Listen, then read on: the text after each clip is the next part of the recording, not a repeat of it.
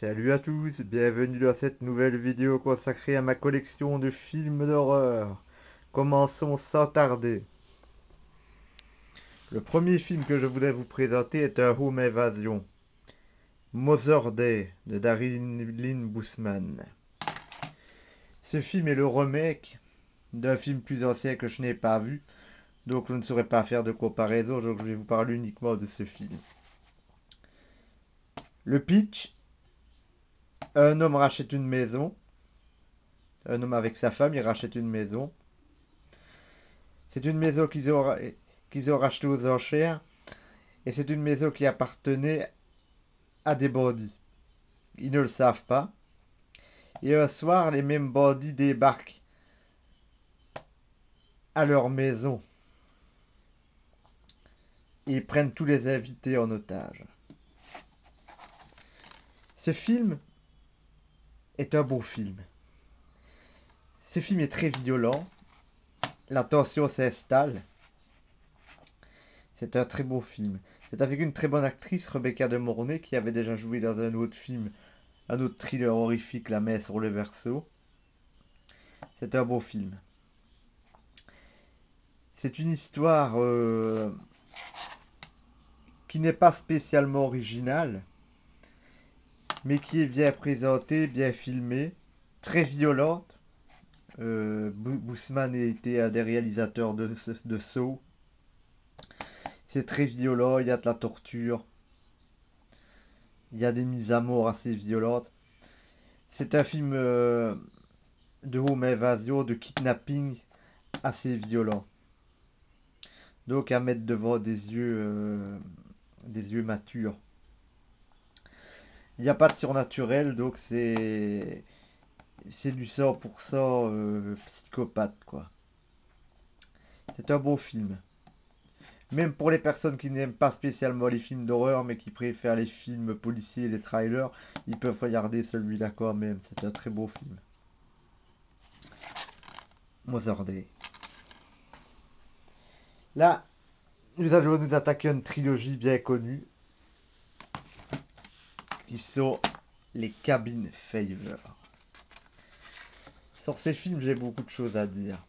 Donc nous n'allons pas perdre notre temps, nous allons passer d'un coup dans le vif du sujet. Voilà. Cabin Fever est le film qui a fait connaître le réalisateur Eli Roth. C'est un film gore dont le pitch est simple. Des jeunes vont dans une cabane au fond des bois. Et au fond de ces bois subsiste une maladie étrange, une bactérie dévoreuse de chair. Et au fur et à mesure qu'ils vont être contaminés, ils vont laisser surgir leur véritable caractère pour survivre, justement. Qu'est-ce que j'ai pensé de Cabin Fever? D'abord, il a eu 3 films.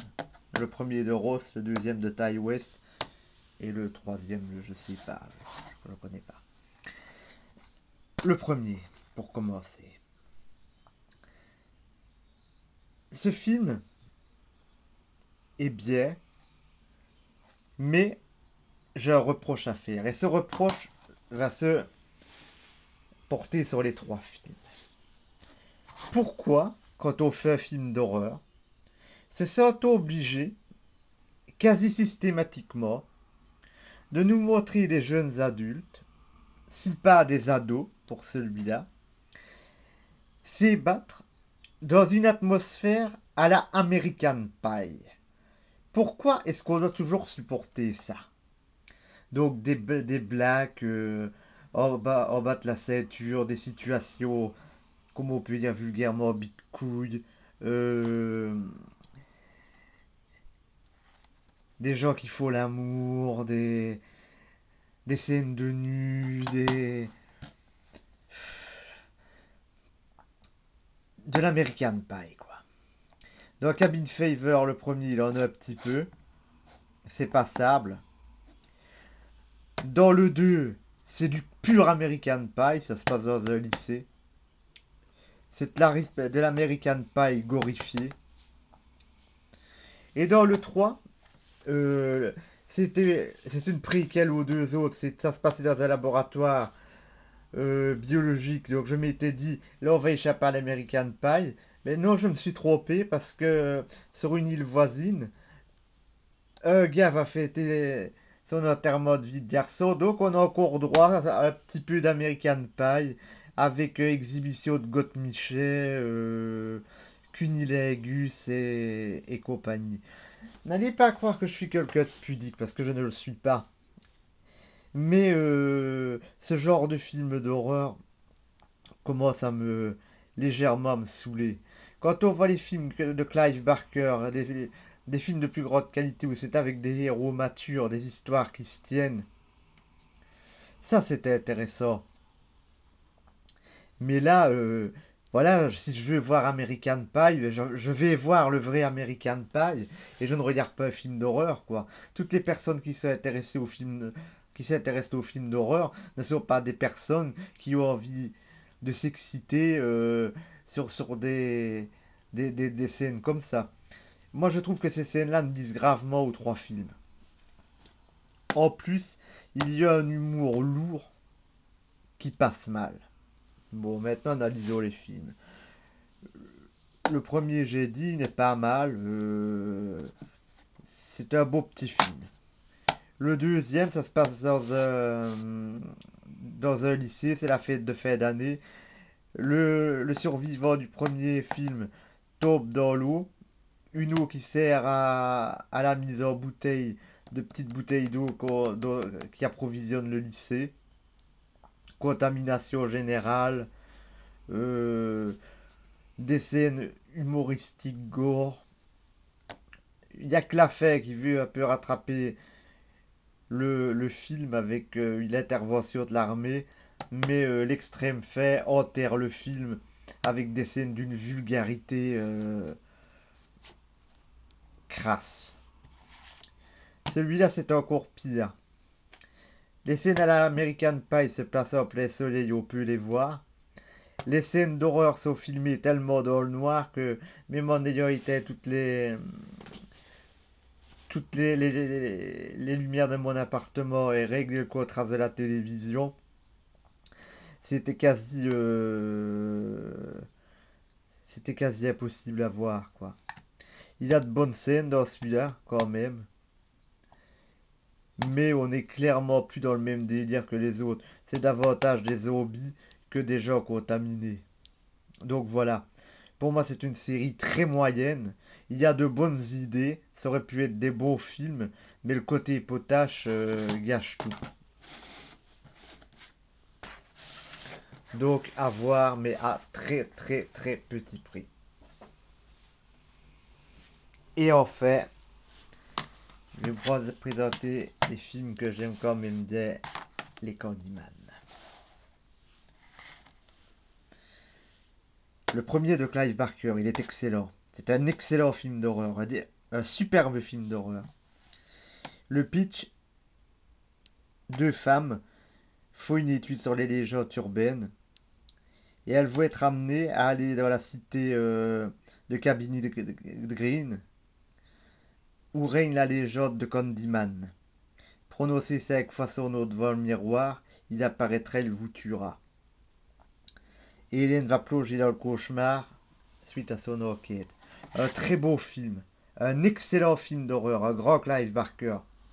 En plus, dans cette édition du disque, il y a un reportage sur Clive Barker qui est très intéressant et que je vous recommande aussi de regarder. Ce film est excellent et il se suffisait grandement lui-même. Il n'y avait pas besoin de suite. Il était bouclé et quand vous verrez la fin, vous comprendrez que les deux suites étaient obsolètes. Ce film méritait un 10 sur 10 et était du niveau de Cabal, de Hellraiser et des autres films, des autres beaux films de Barker. Candyman 2. Il se rattache au premier par un personnage, un professeur. Le pitch est une famille qui a habité la maison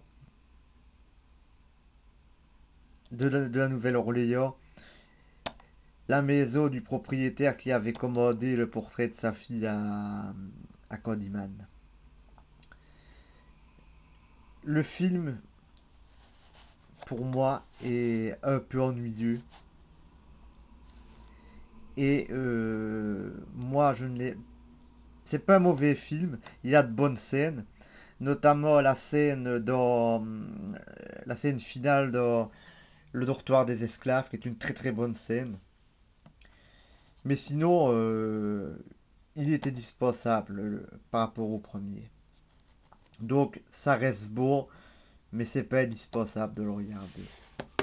Le 3. J'ai eu très difficile de le trouver. Il est très difficile à trouver. Il a peu de moyens. Il a plus ses allures d'un téléfilm. Il est la suite directe de celui-là. Il a de bonnes scènes. Mais comme celui-là, il est dispensable. Il avait de bonnes idées. C'était encore la descendance de Candyman la descendante de la lignée de Candyman qui fait tout pour le détruire. Mais franchement, on peut dire que ces deux films, voilà, ce sont des suites, des petites suites à celui-là. Mais il n'était pas utile car celui-là se bouclait bien de lui-même. Et à la limite, ces suites rendent moins effrayant et moins épique le personnage de Candyman. On aurait pu s'en passer de ces suites. Elles sont là, elles ne sont pas mal. Si vous pouvez les voir, voyez-les. C'est pas du temps perdu parce que c'est quand même de beaux petits films. Mais le meilleur, c'est celui-là, quoi. Et il est meilleur regarder seul que regarder avec les suites. Franchement, il n'y a qu'un seul vrai Candyman et c'est celui-là. Contrairement aux Hellraiser où j'aime bien les suites, ben là je les trouve dispensables même si elles ne sont pas mauvaises. Et comme je vous dis, le reportage qui suit ce film, le petit reportage sur Clive Barker, est vraiment excellent. Donc je ne saurais que vous le conseiller. Voilà, je vous remercie de votre écoute et vous donne rendez-vous dans ma prochaine vidéo consacrée à ma collection de films d'horreur. Merci.